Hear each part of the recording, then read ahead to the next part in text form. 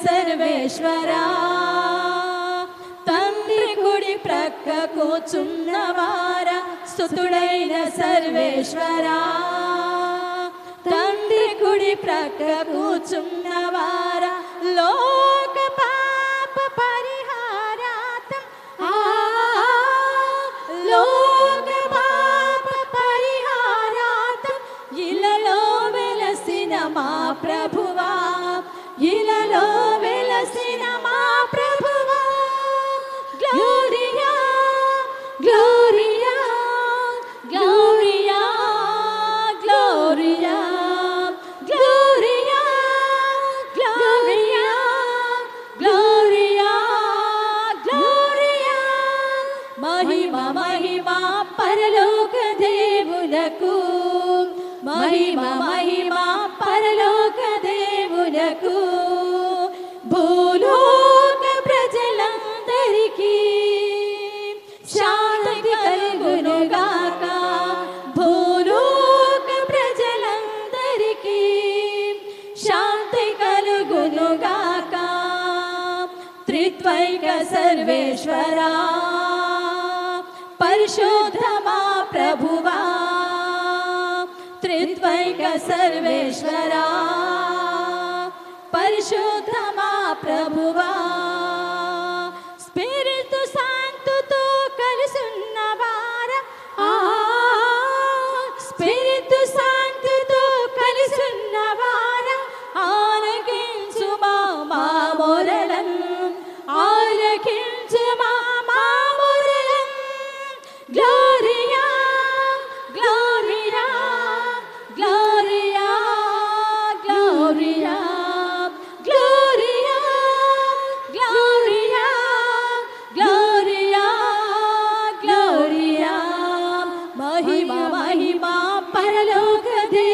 దేవునకు మహిమ మహిమ పరలోక దేవునకు భూలోక ప్రజలందరికీ శాంతి కలుగునుగాక భూలోక ప్రజలందరికీ శాంతి కలుగునుగాక గ్లోరియా గ్లోరియా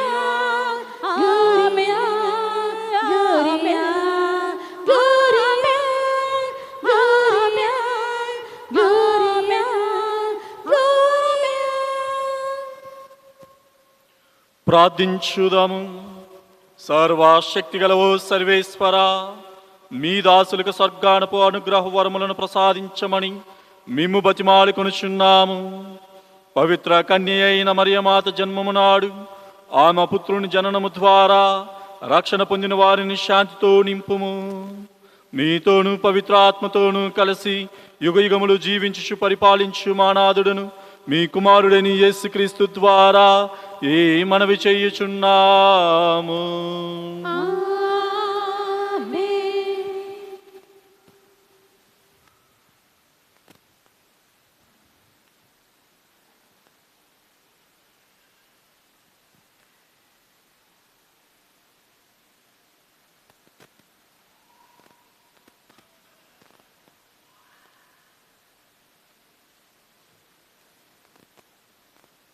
చెవిటివారు విందురు, మూగవారు సంతసముతో కేకలిడుదురు.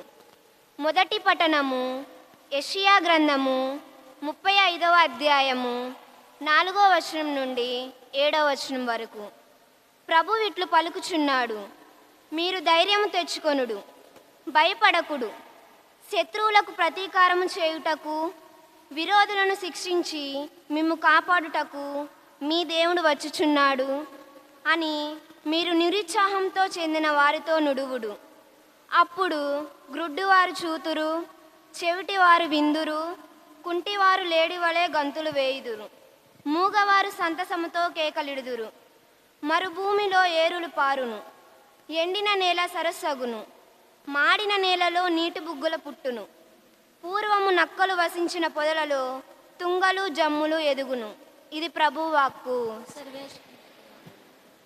నీ మాటకు బలమున్నది యేసయ్యా, బలమున్నది.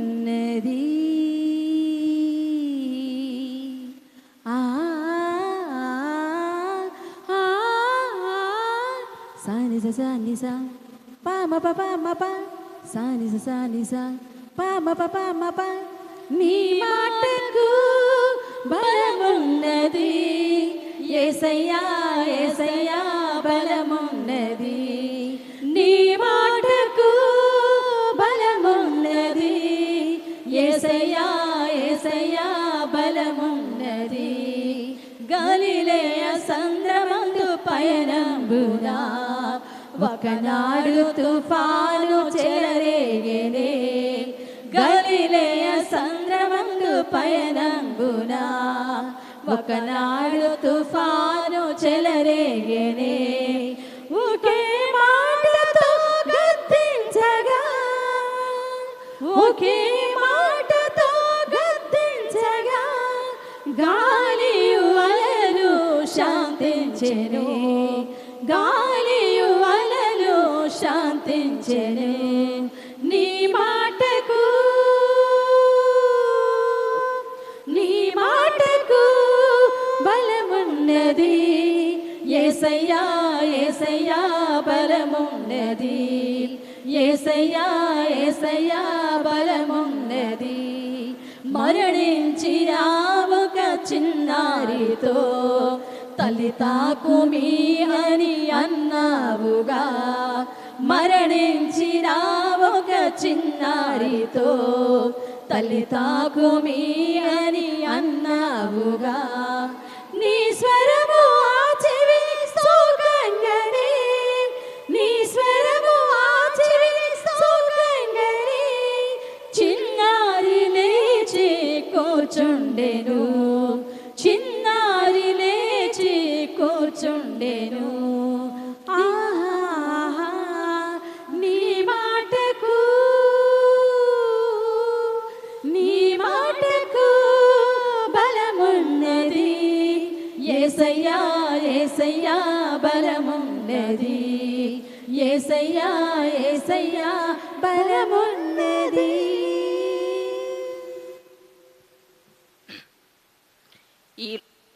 ఈ లోక విషయములలో పేదలగు వారిని తన రాజ్యమునకు వారసులగుటకును దేవుడు ఎన్నుకొనును. 2వ పట్టణము పునీత యాకోబు వ్రాసిన లేఖ 2వ అధ్యాయము 1వ వచనం నుండి 5వ వచనం వరకు. 2వ పట్టణము పునీత యాకోబు వ్రాసిన లేఖ 2వ అధ్యాయము 1వ వచనం నుండి 5వ వచనం వరకు. నా సోదరులారా, మీరు ప్రజల పట్ల పక్షపాతము లేకుండా ఉండవలెను.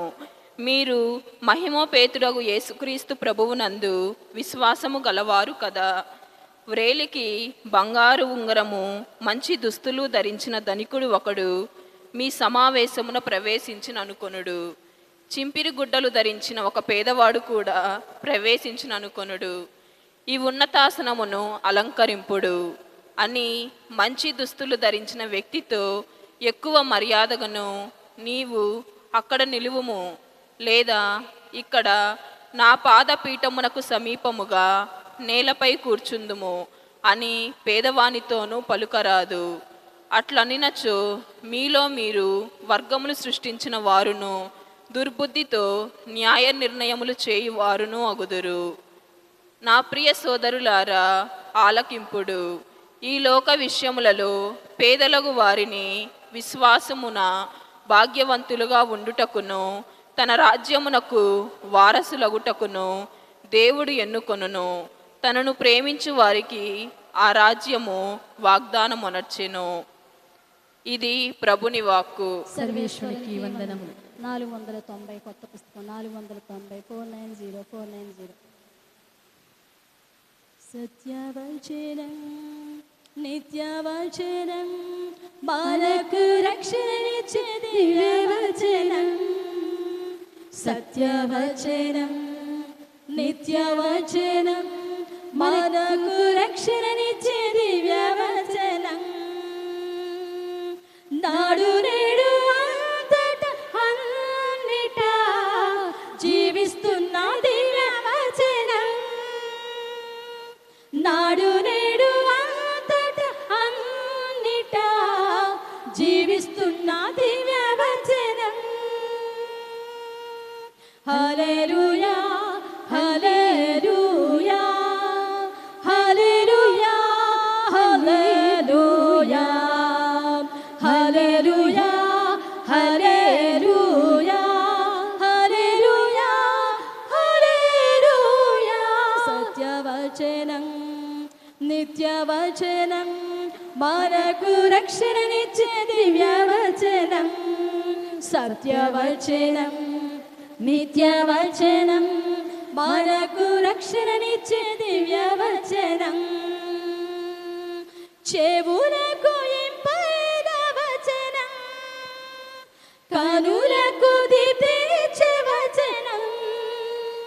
చెవులకు ఇంపైన వచనం, కనులకు దీప్తినిచ్చే వచనం. మనసుకు శాంతినిచ్చే వచనం, మంచి మార్గం చూపించే వచనం. మనసుకు శాంతినిచ్చే వచనం, మంచి మార్గం చూపించే వచనం. హల్లెలూయా హల్లెలూయా హల్లెలూయా హల్లెలూయా హల్లెలూయా హల్లెలూయా హల్లెలూయా హల్లెలూయా.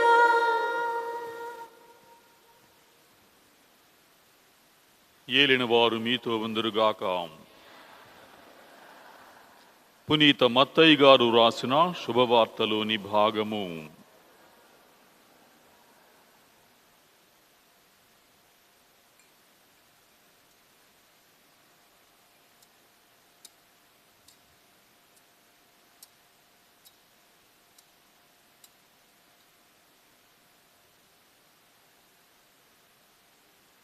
మత్తయి గారి సువార్త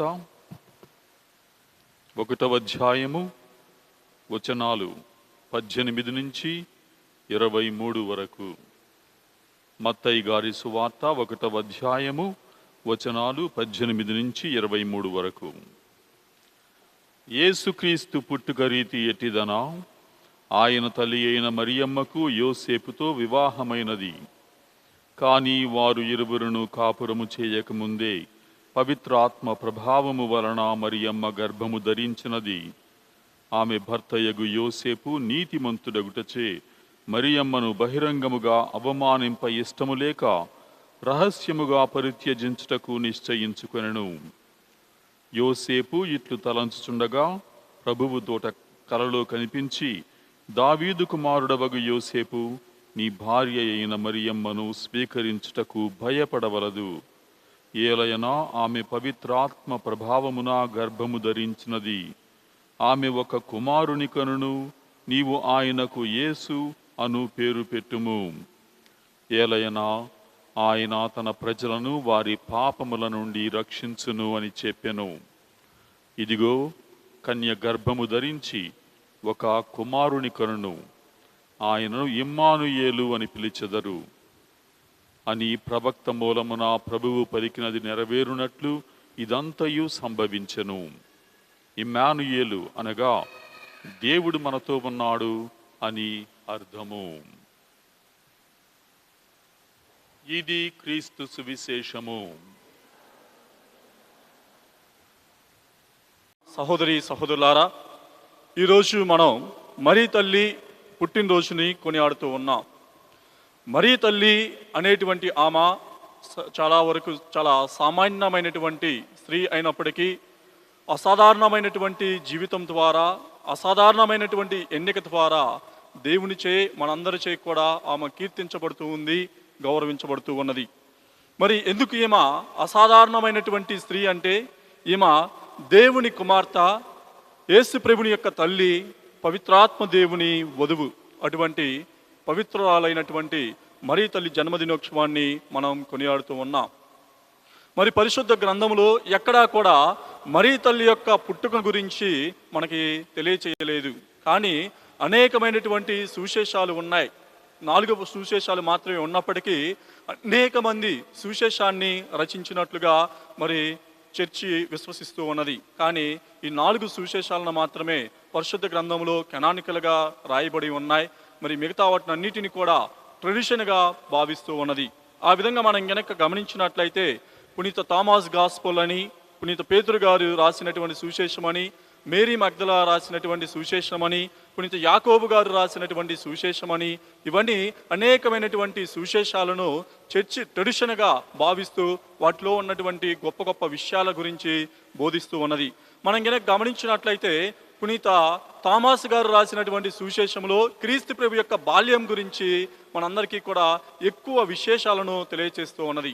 క్రీస్తు ప్రభు యొక్క బాల్యంలో జరిగినటువంటి 2 సంఘటనలు చాలా చాలా ఇంట్రెస్టింగ్గా, ప్రాముఖ్యంగా ఈ పునీత జోజప్ప గారి పునీత థామస్ గారు రాసినటువంటి సువిశేషంలో మనం చూడవచ్చు.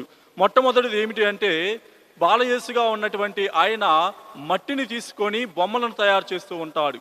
ఏ రోజున అంటే అది సాబాతు రోజున, ఆదివారం దినమున ఆయన ఆ విధంగా చేస్తూ ఉన్నటువంటి ఆ తరుణంలో అక్కడ ఉన్నటువంటి పరిసయ్యులందరూ కూడా చూసి, ఈయన సాబాతు రోజున ఈ విధంగా పని చేయటం అనేటువంటిది మంచిది కాదు, పని చేయటం అనేటువంటిది నిషేధింపబడింది కదా, ఇటువంటి పనిని ఎందుకు చేస్తూ ఉన్నాడు అని మరి ఈ యొక్క బాలయేసు పేరు మీద కంప్లైంట్ చేయడానికి పునీత జోజప్ప గారి దగ్గరికి వెళ్ళారు.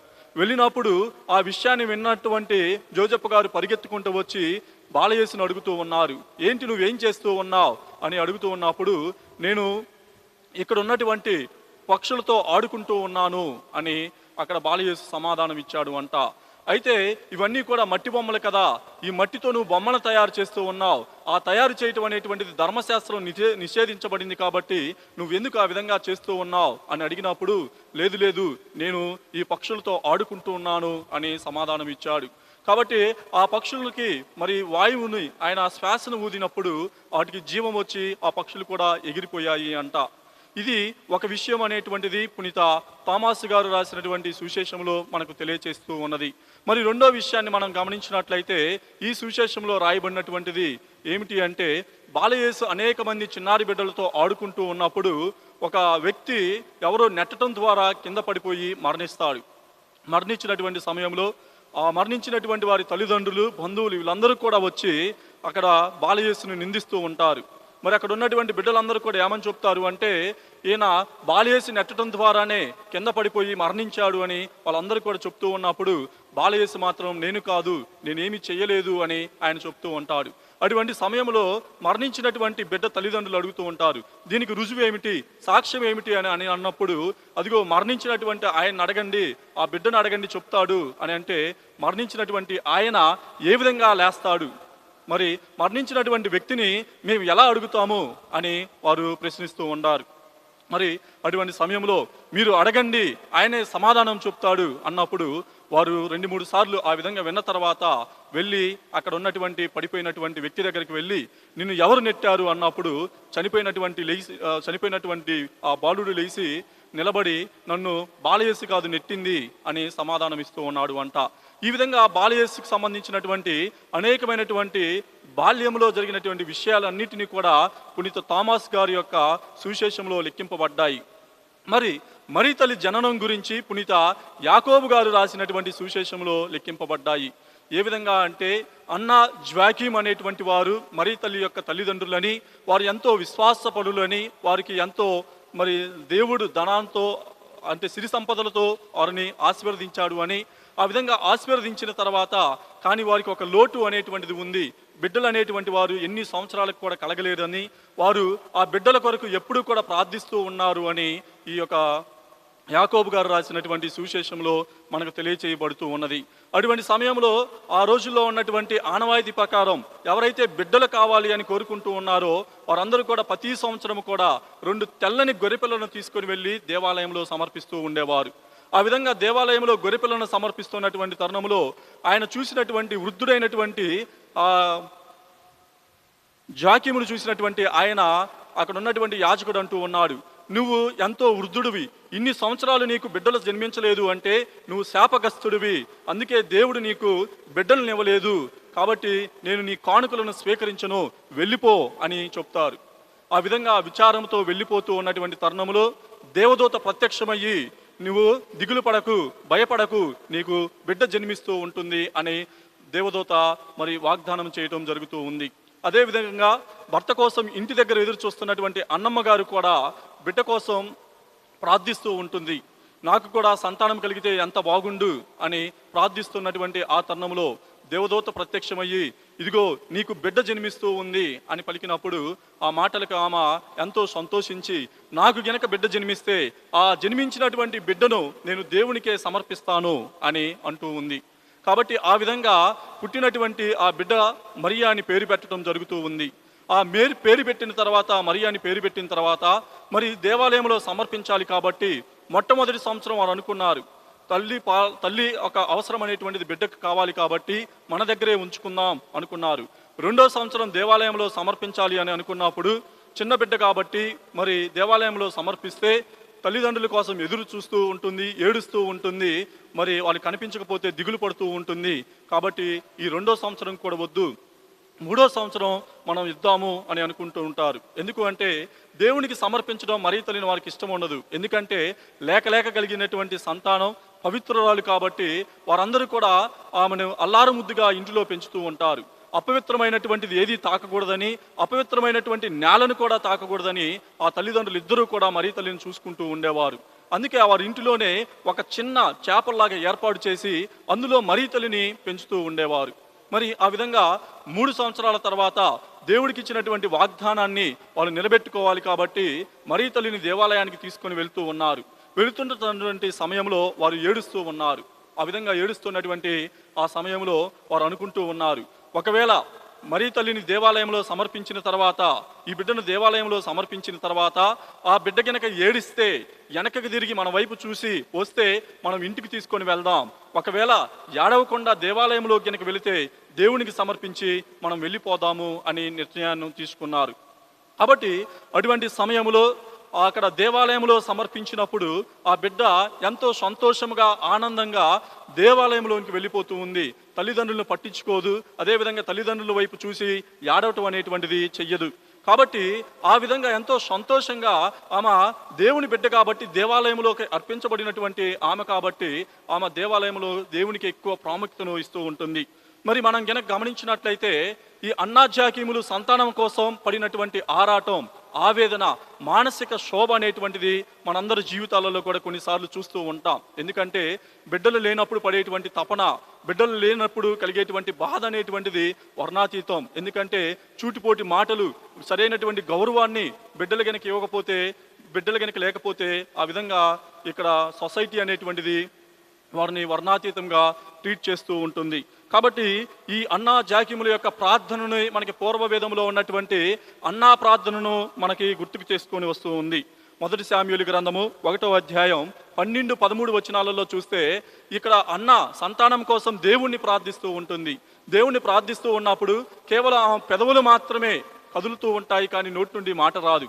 అక్కడ ఉన్నటువంటి ఏలీ ప్రవక్త అంటూ ఉంటాడు, ఇదిగో నువ్వు మద్యం సేవించి ఇక్కడ ఎంతసేపు అని ఉంటావు, ఆ మద్యాన్ని మానుకో అని చెప్తూ ఉంటారు. కానీ అటువంటి ఆ తరుణంలో ఆమె అంటూ ఉంది, అయ్యా నేను మద్యం చేసి నేను ప్రార్థన చేసుకుంటూ ఉన్నాను, కానీ నేను మద్యం సేవించలేదు.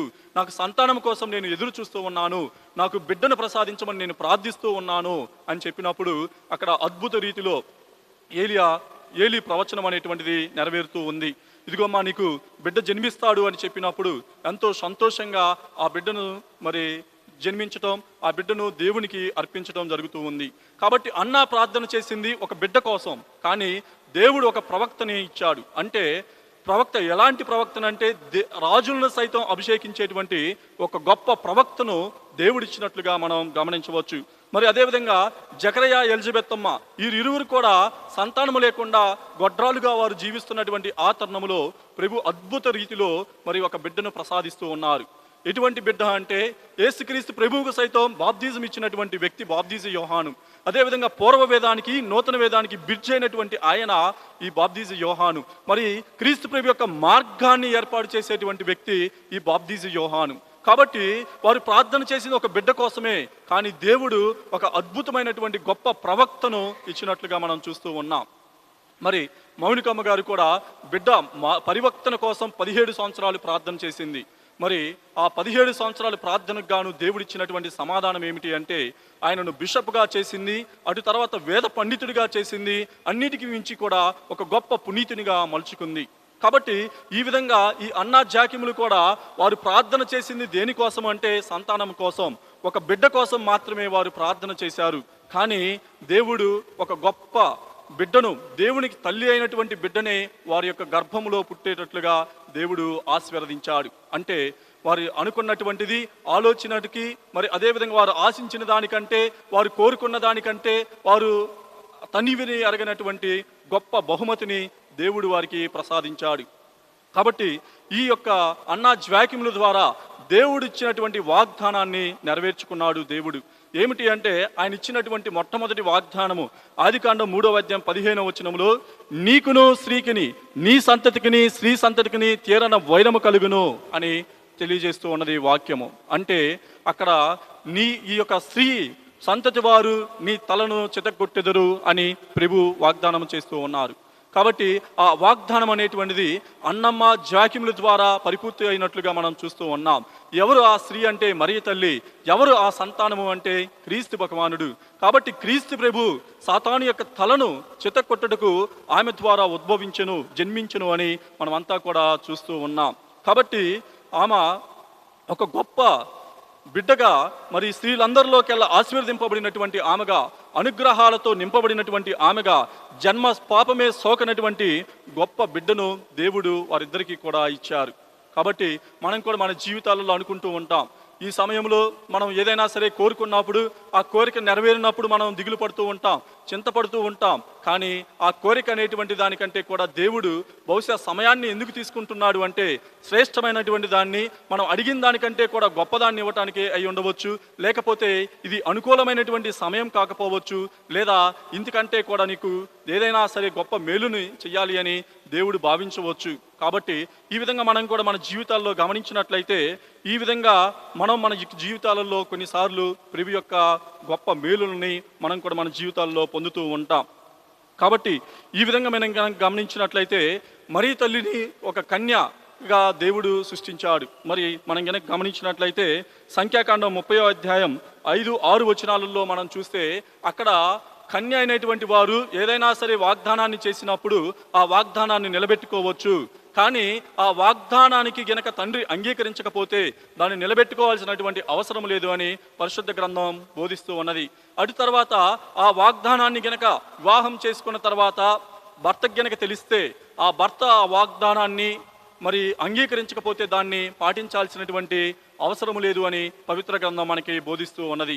కాబట్టి ఈ విధంగా మరియ తల్లి కూడా నిత్య కన్యకగా దేవునికి మాట ఇచ్చి ఉన్నందున మరి మరియ తల్లి నిత్య కన్యకగా ఉన్నది. కాబట్టి మనం కనుక గమనించినట్లయితే మత్తయి సువార్త 1వ అధ్యాయం 25వ వచనంలో వాక్యం మనకు తెలియజేసేటువంటిది ఏమిటి అంటే క్రీస్తు ప్రభు జన్మించక ముందు వరకు కూడా వారికి ఎటువంటి శారీరకమైనటువంటి సంబంధం లేదు అని పవిత్ర గ్రంథం మనకి బోధిస్తూ ఉన్నది. అంటే అటు తర్వాత ఉంది అని కొంతమంది అనుకుంటారు.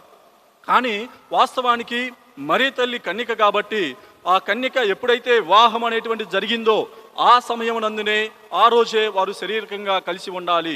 ఒకవేళ ఆ శారీరకంగా కలిసి ఉండకపోతే ఇక జీవితాంతము కూడా మరియ తల్లి కన్యకగానే జీవిస్తూ ఉంటుంది. పరిశుద్ధ గ్రంథం ప్రకారం ధర్మశాస్త్రం బోధించినటువంటి బోధన ప్రకారం.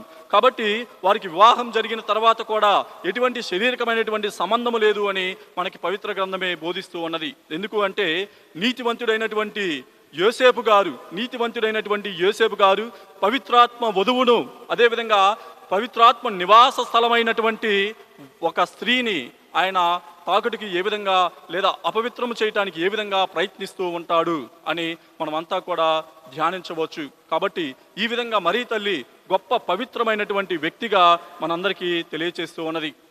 మరి మనమంతా కూడా అనుకుంటూ ఉంటాం మరియ తల్లి ద్వారా దేవుని దగ్గరికి సులభంగా రావటానికి మనకి ఒక సులభమైనటువంటి మార్గము మరియా అని.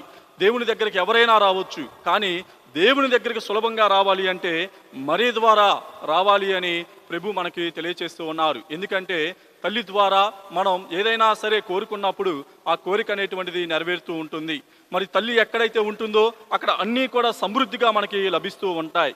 మరి మనం కనుక గమనించినట్లయితే మరియ తల్లి ఏ విధంగా మనల్ని ప్రభు వద్దకు చేరుస్తూ ఉంది అంటే దానికి నికీ కిన్స్లే అనేటువంటి ముస్లిం ఒక స్త్రీ అనేటువంటి ఆమె ఏ విధంగా మరియ తల్లి ద్వారా ప్రభు వద్దకు చేరిందో మనమంతా కూడా తెలుసుకోవచ్చు. ఈ నికీ కిన్స్లే అనేటువంటి ఆమె ముస్లిం స్త్రీ. ఆమె ఖురాన్ చదువుతున్నటువంటి సమయంలో ఖురాన్ ద్వారా దేవుణ్ణి సంప్రదించాలి అని దేవునితో సన్నిహిత సంబంధాన్ని ఏర్పాటు చేసుకోవాలని భావించింది. కానీ అది సాధ్యపడలేదు. కానీ అందులో ఉన్నటువంటి ఒకే ఒక స్త్రీ మిరియాము అనేటువంటి ఆమె అంటే ఆమె మరియ తల్లి ఆమె పదే పదే చదువుతూ ఉన్నప్పుడు ఆమెతో సన్నిహిత సంబంధం అనేటువంటిది ఏర్పడింది. పదే పదే మరియ తల్లి గురించి చదువుకోవటం ధ్యానించటం ద్వారా ఆమె నిజమైనటువంటి ఆయన క్రీస్తు ప్రభువే నిజమైనటువంటి దేవుడని తెలుసుకుంది.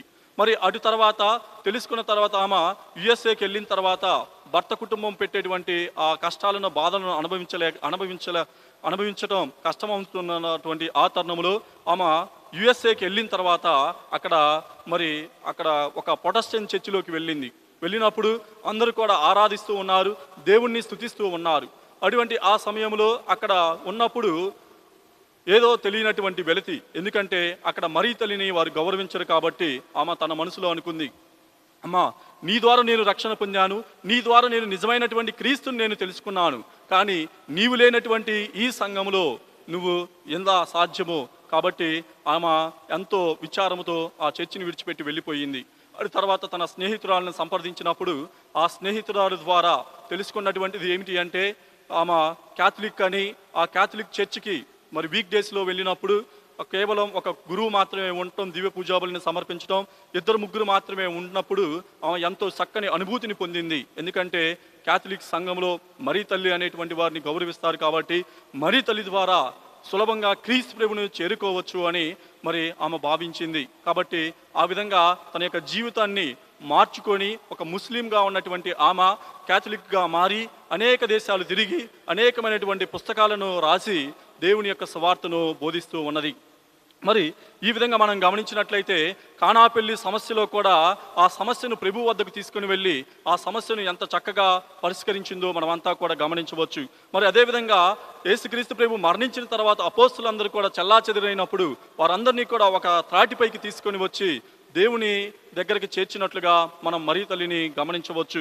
కాబట్టి మనం గనక గమనించినట్లయితే మొదటి యావా అనేటువంటి ఆమె ఈ లోకానికి పాపాన్ని తీసుకొని వస్తే మరియ తల్లి ఈ లోకానికి గ్రేస్ని అంటే దేవుని యొక్క కృపను తీసుకొని వచ్చింది.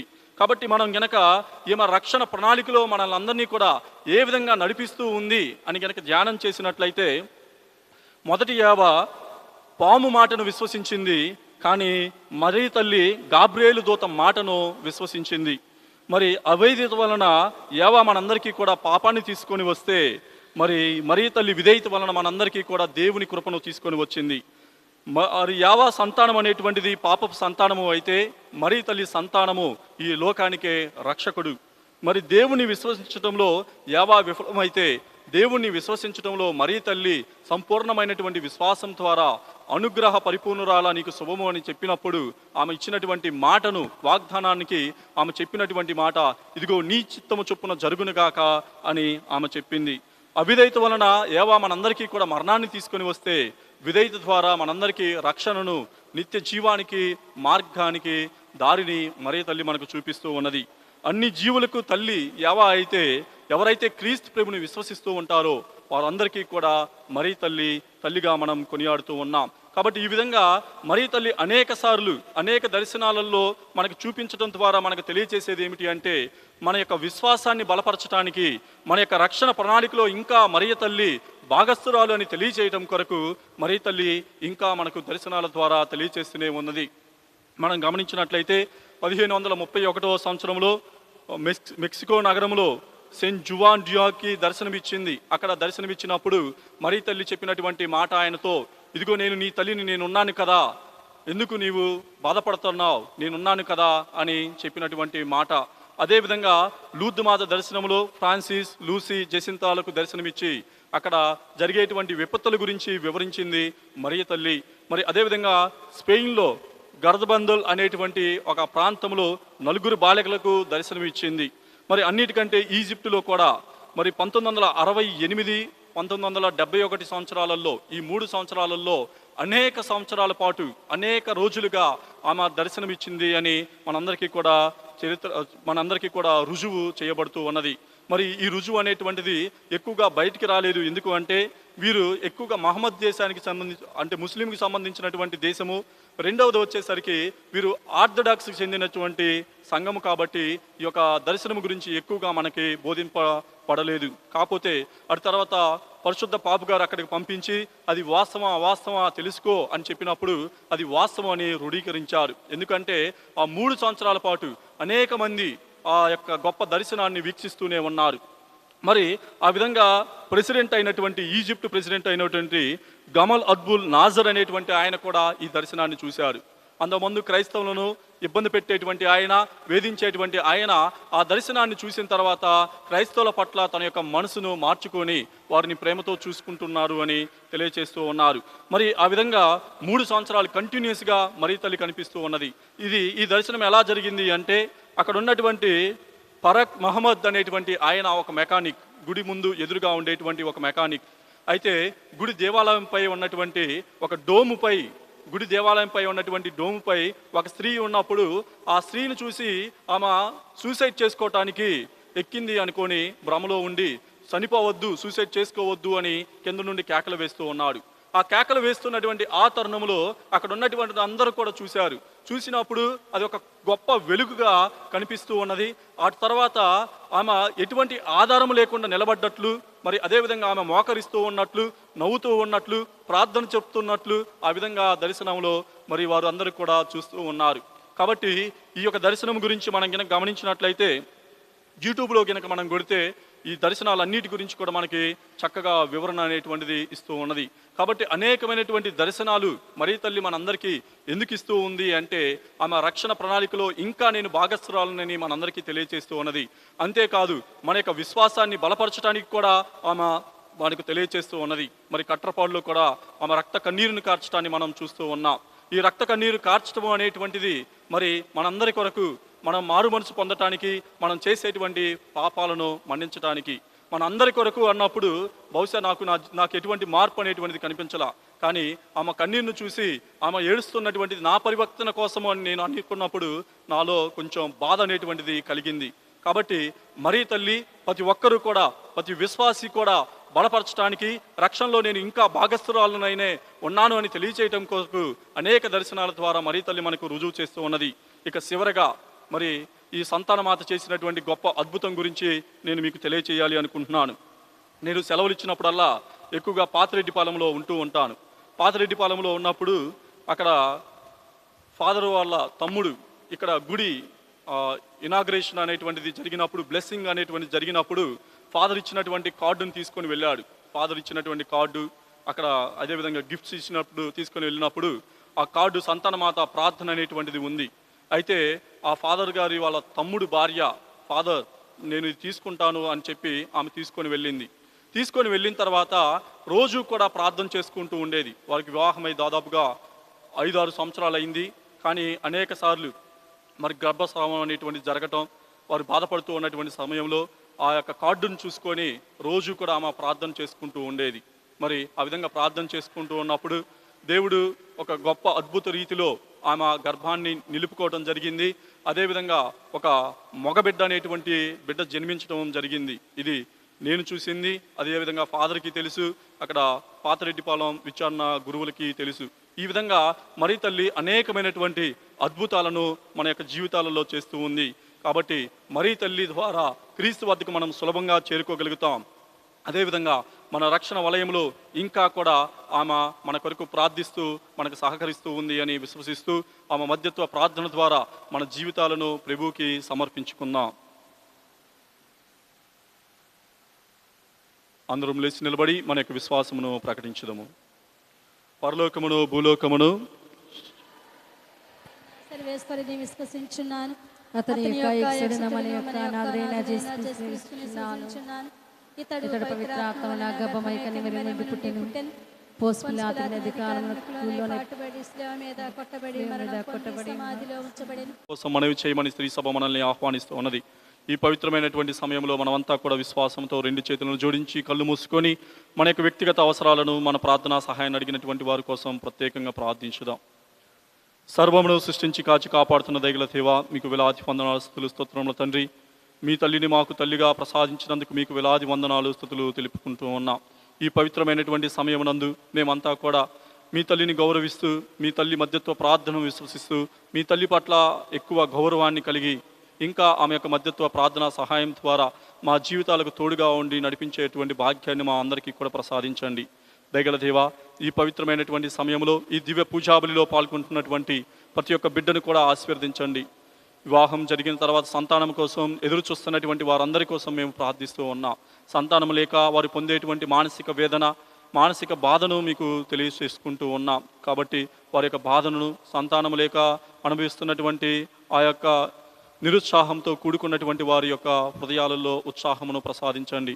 దయగల దేవా, అనేక మందికి గొప్ప గొప్ప అద్భుతాల ద్వారా ఈ సంతానమాత చేస్తున్నటువంటి గొప్ప అద్భుతాలను మేము స్మరిస్తూ మీకు కృతజ్ఞతలు తెలియకుంటూ ఉన్నాం.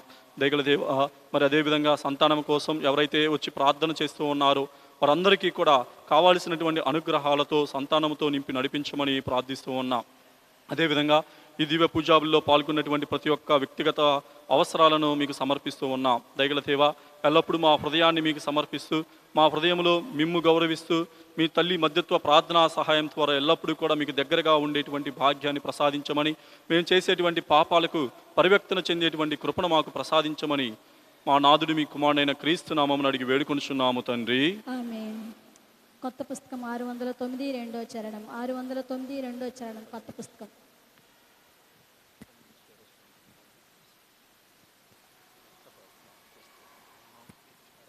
నా సర్వస్వము నీకే స్వీకరించు దేవా, నా హృదయ కానుక, నా తనువు మనసు నీకే అర్పిల్తూ. స్వీకరించు దేవా, నా హృదయ కానుక, నా తనువు మనసు నీకే అర్పిల్తూ నీదేనయ్యా ధనధాన్యం ఫల పుష్పముల కందను ప్రేమించే మనసును అర్పిల్తురు ధనధాన్యం ఫల పుష్పముల కందను ప్రేమించే మనసును అర్పిల్తురు నీ ప్రియ తల్లిని ప్రేమతో నాకిచ్చావే శ్రీ సభ తల్లిని నిరతము నడిపించావే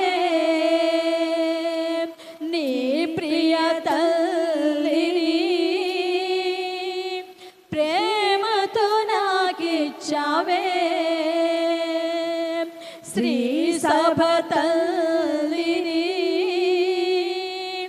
నిరతము నడిపించావే నా జీవనాధారం నీవే నా సర్వస్వము నీకే నా జీవనాధారం నీవే నా సర్వస్వము నీకే స్వీకరించు దేవా నా హృదయ కానుక నా తనువు మనసు నీకే అర్పిల్తూ స్వీకరించు దేవా నా హృదయ కానుక నా తనువు మనసు నీకే అర్పిల్తూ సకలమునిచ్చిన దేవా నా సర్వము నీకేనయ్యా జీవమునిచ్చిన దేవా నా ప్రాణము నీదేనయ్యా సకలమునిచ్చిన దేవా నా సర్వము నీకేనయ్యా జీవమునిచ్చిన దేవా నా ప్రాణము నీదేనయ్యా.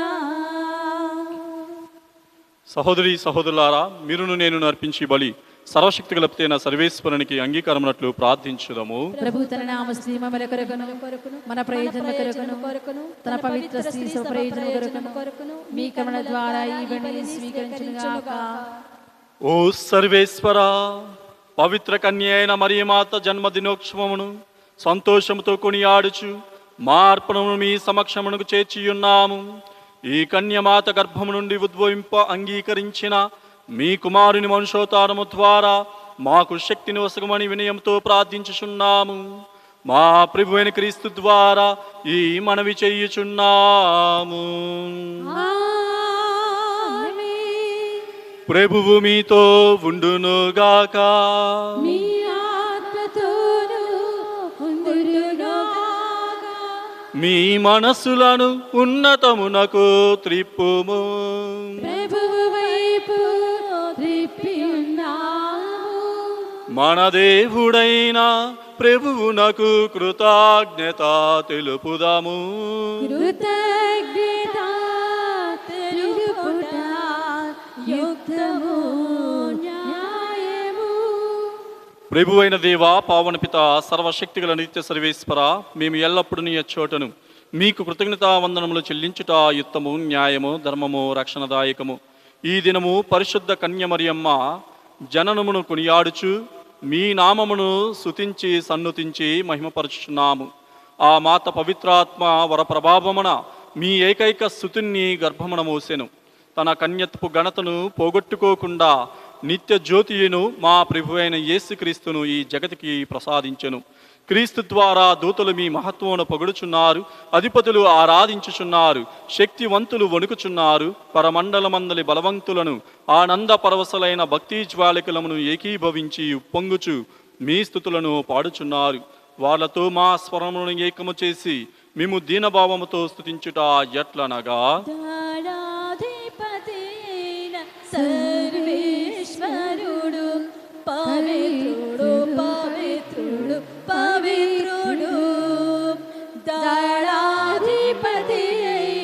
సర్వేశ్వరుడు పవిత్రుడు పవిత్రుడు పవిత్రుడు. పరలోకమును భూలోకమును మీ మహిమతో నిండియున్నవి.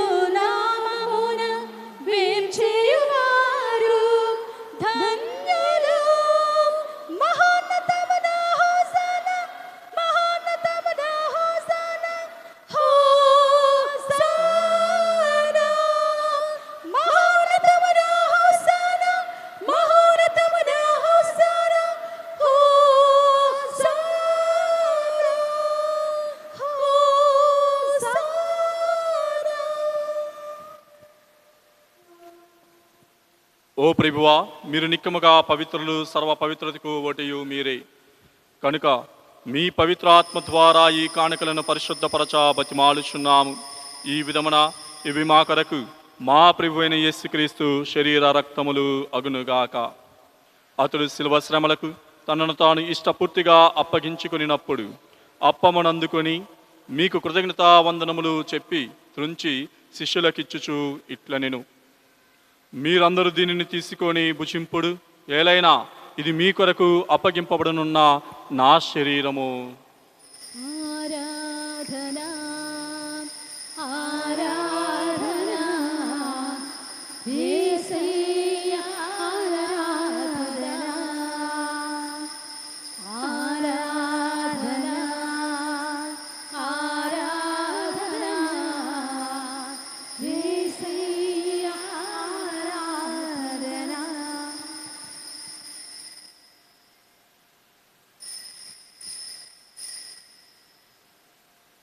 ఆ విధమునే భోజనానంతరము పాత్రమునందుకొని మరలా మీకు కృతజ్ఞతా వందనములు చెప్పి శిష్యులకిచ్చుచు ఇట్లనెను, మీరందరూ దీనిని తీసుకొని దీని నుండి పానము చెయ్యుడు, ఏలైనా ఇది నూతన నిత్య నిబంధన యొక్క నా రక్తపు పాత్రము. ఇది మీ కొరకను అనేకుల కొరకను పాప పరిహారమునకై దారపోయబడును. దీనిని నా జ్ఞాపకార్థము చెయ్యుడు. ఆరాధనా ఆరాధనా యేసయ్యా ఆరాధనా ఆరాధనా ఆరాధనా యేసయ్యా ఆరాధనా.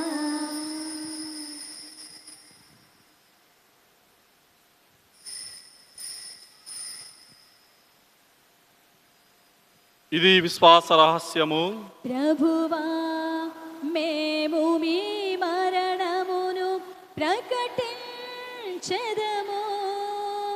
మీ ఉత్థానమును చాటెదము. మీరు మరల వచ్చు వరకు వేచియుందుము వేచియుందుము. కనుక తండ్రి, క్రీస్తు మరణమును ఉత్థానమును స్మరించుచు జీవము వసికి అప్పమును రక్షణ పాత్రమును మీకు సమర్పించుచున్నాము. మీ సముఖం నిలిచి మీకు పరిచయ చేటికి మమ్మ పాత్రలుగా చేసినందుకు మీకు వందనములు తెలుపుచున్నాము. క్రీస్తు శరీరత్వములు ఎందు పాలివారుగా మమ్ము పవిత్రాత్మ ద్వారా ఐక్యపరచమని బతిమాలుచున్నాము. ఓ ప్రభువా, ప్రపంచమంతటా వ్యాపించియున్న మీ శ్రీ సభను జ్ఞాపకమంచుకునము. మా ఫ్రాన్సిస్ జగద్గురువును, మా భాగ్యయ్య పీఠాధిపతిని, గురువులందరితో పాటు మమ్మను మీ ప్రేమయందు పరిపూర్ణం చేయుము. మరి ముఖ్యంగా ఈరోజు దివ్య పూజా బలిని సమర్పించుకునిచున్న కుటుంబాలను ఆశీర్వదించండి, వారి మనవులను ఆలకించండి. వారి కుటుంబంలో అందరికీ మంచి ఆయురారోగ్యములు, శాంతి, సమాధానము, విశ్వాసము, ప్రేమ, ఐకమత్యము కలుగచేయండి. వారి కుటుంబాలలో మరణించిన వారికి నిత్య విశ్రాంతిని ప్రసాదించండి. ఉత్థానమగుదు మరణమిగతో చనిపోయిన మా సహోదరి సహోదరులను మీ కనికరమందు చనిపోయిన వారందరినీ జ్ఞాపకముంచుకునము. వారిని మీ దివ్య ప్రకాశములోనికి చేర్చుకునము. మా అందరిపై దయ చూపి దేవుని కన్యతలియగు మరియమాతతోనూ పునీతాపోస్తులతోనూ ఆది నుండి మీకు సేవ చేసిన పుణ్యాత్ములందరితోనూ మాకు నిత్య జీవితములో భాగము దయచేయుము. అప్పుడు వారితో కలిసి మేము మీ కుమారుడు యేసుక్రీస్తు ద్వారా మిమ్ము స్తుతించి మహిమపరచుదుము.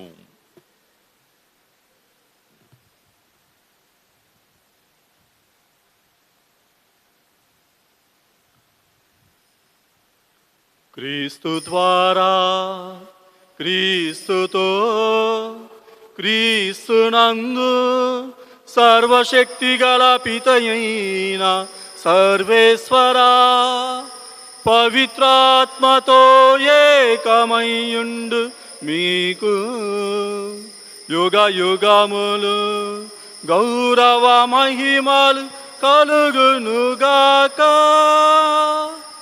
గౌరవ మహిమలు కలుగునుగాక.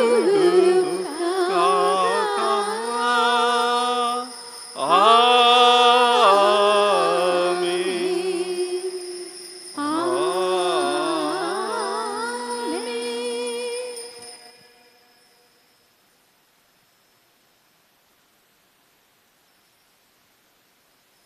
మన రక్షకుడిచ్చిన పరమోదేశమును అనుసరించి భక్తితో ప్రార్థింప సాహసింతుము.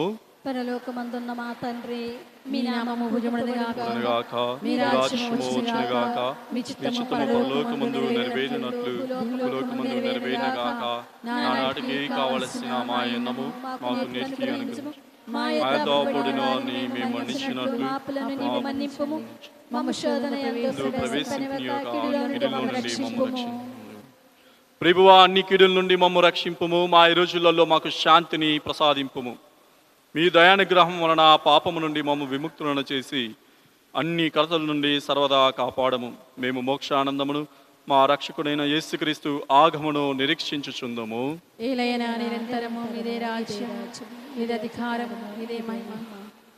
శాంతిని మీకు అనుగ్రహించుచున్నాను, నా శాంతిని మీకు ఇచ్చుచున్నాను అని మీ అపోస్తలతో వచించిన ప్రభు అయిన యేసువా, మా పాపము లెక్కింపక మీ శ్రీసభ విశ్వాసమును వీక్షింపుము. మీ చిత్త ప్రకారం మీ సభకు శాంతిని ఐక్యమును అనుగ్రహింపుము. యుగయుగములు జీవించుచు పరిపాలించు ప్రభువా. ఆమేన్. ప్రభుని శాంతి ఎల్లప్పుడూ మీతో ఉండునుగాక. ఒకరికొకరు సమాధానమును తెలుపుకుందము. సర్వేశ్వరుని గొర్రె పిల్ల, లోక పాపములను పరిహరించు ప్రభువా, మాకు దయ చూపుము, మాకు దయ చూపుము, మాకు దయ చూపుము దేవా. సర్వేశ్వరుని గొర్రె పిల్ల, లోక పాపములను పరిహరించు ప్రభువా, మాకు దయ చూపుము, మాకు దయ చూపుము, మాకు దయ చూపుము దేవా. సర్వేశ్వరుని గొర్రె పిల్ల, లోక పాపములను పరిహరించు ప్రభువా, మాకు శాంతిని, మాకు శాంతిని దయచేయని దేవా. ఇదిగో సర్వేశ్వరుని గొర్రెపిల్ల, ఇదిగో లోకమ యొక్క పాపములను పరిహరించిన ప్రభు. ఈ గొర్రెపిల్ల విందుకు పిలువబడిన వారు ధన్యులు. ప్రవేశించుటకు నేను భక్తులు కాను, నేను ఒక్క మన పెట్టిన నా స్వస్థత పొందును. యేసుక్రీస్తు రక్తములు మనకు నిత్య జీవమును ప్రసాదింతురుగాక. ఆమేన్.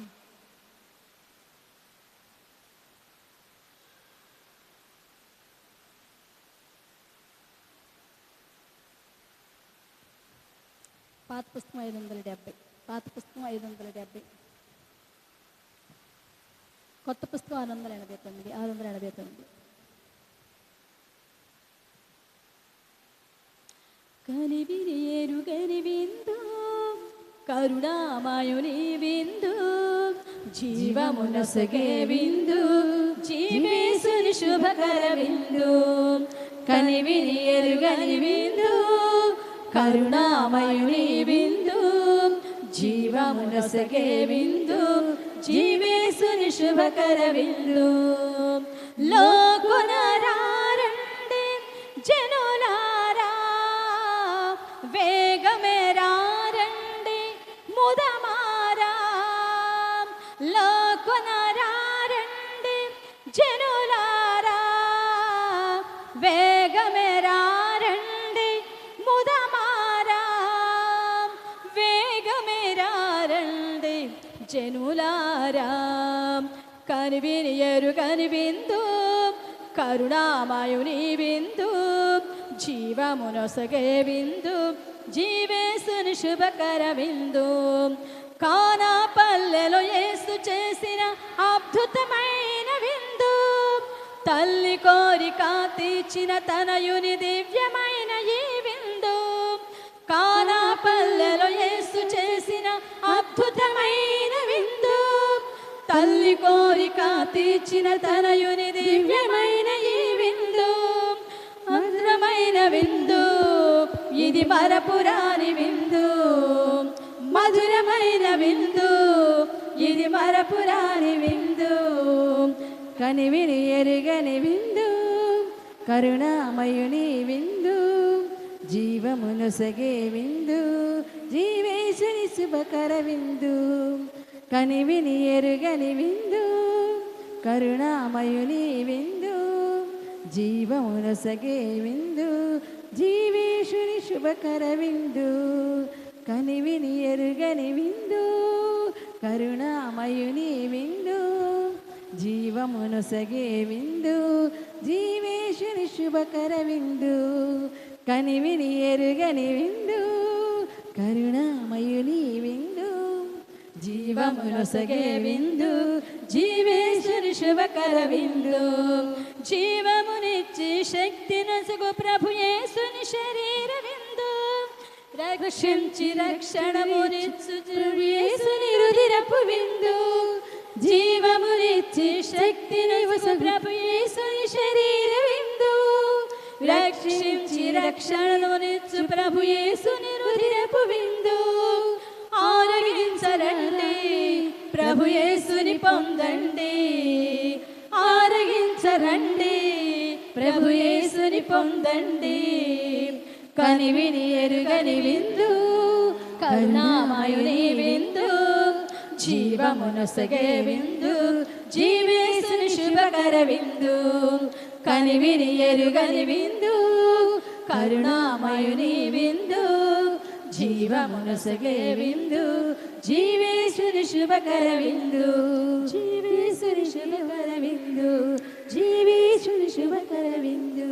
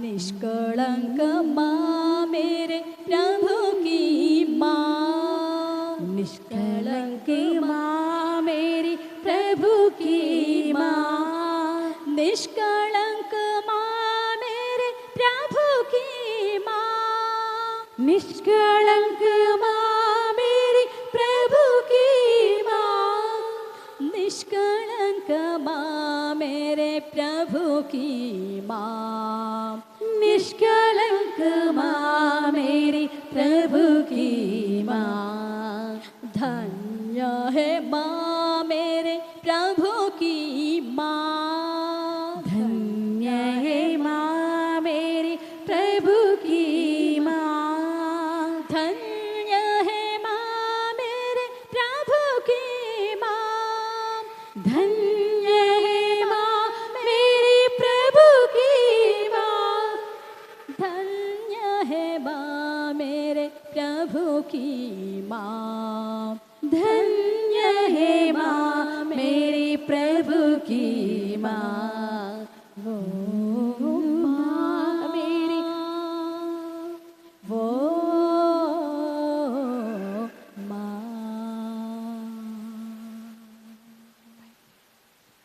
మాటైనా చాలును దేవా స్వస్థత పొందెదను నేను స్వస్థత పొందెదను దావీదు కుమార యేసయ్యా నన్ను కరుణించయ్యా ఒక మాటైనా చాలును దేవా స్వస్థత పొందెదను నేను స్వస్థత పొందెదను అనేక అద్భుతములు చేయమని అడుగుతూ ఉన్నాము. ముఖ్యంగా ప్రభువా వరద బాధితుల కొరకే ప్రార్థన చేస్తూ ఉన్నాము తండ్రి. వారిని కనికరించండి ప్రభువా.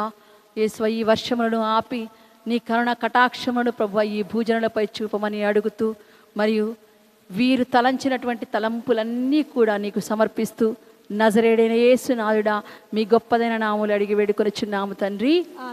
ఆమేన్, amen, amen. Praise the Lord. Hallelujah, హల్లెలూయా.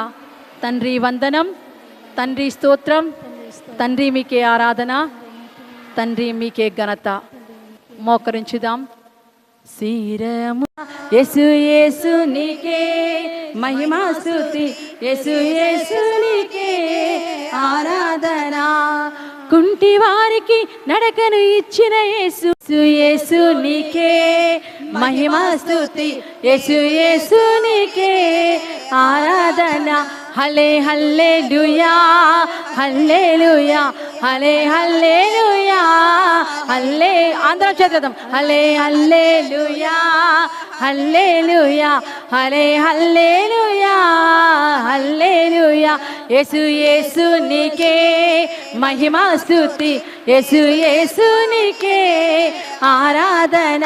యేసు యేసు నీకే మహిమా స్తుతి, యేసు యేసు నీకే ఆరాధన. యేసు యేసు నీకే మహిమా స్తుతి, యేసు యేసు నీకే ఆరాధన.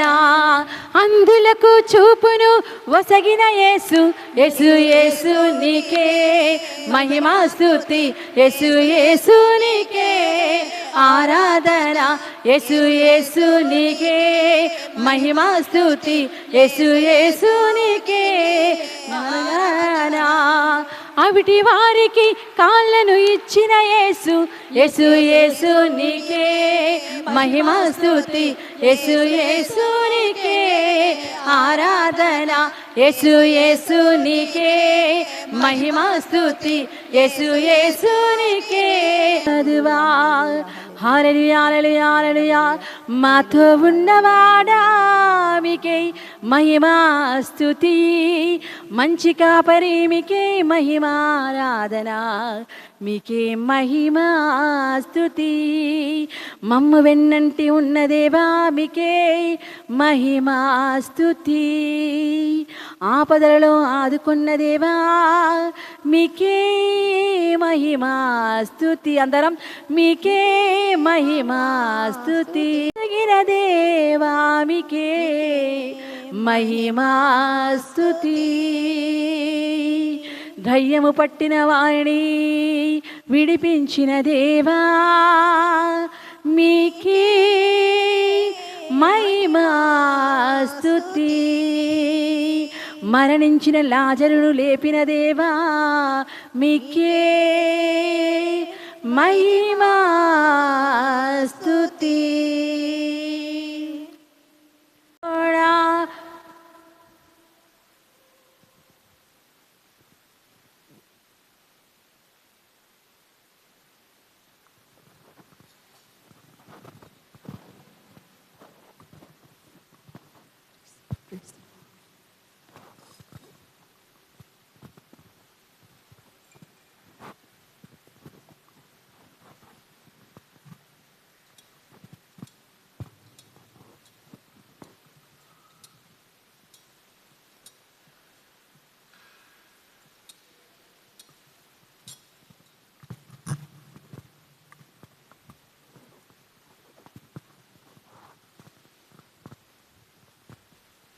పరలోకము నుండి మీ ప్రజలకు దివ్యాహారమునిచ్చితిరి. ఇందులో మాధుర్యము నిండి ఉన్నది. ప్రార్థించుదము. ఓ సర్వేశ్వర, ఈ అద్భుత దేవద్రవ్యానుమానము ద్వారా మీ పాటుల జ్ఞాపక చిహ్నమును మాకు సంగచిత్తగించితిరి. మీ దివ్య శరీర రక్తముల పరమ రహస్యములను మేము భక్తి శ్రద్ధలతో పూజింపను. మీ రక్షణ ఫలితమును మేము నిరతము చవి చూడను. యుగ యుగములు జీవించుచు పాలన చేయు ఏలిన వారా మాకనుగ్రహించండి.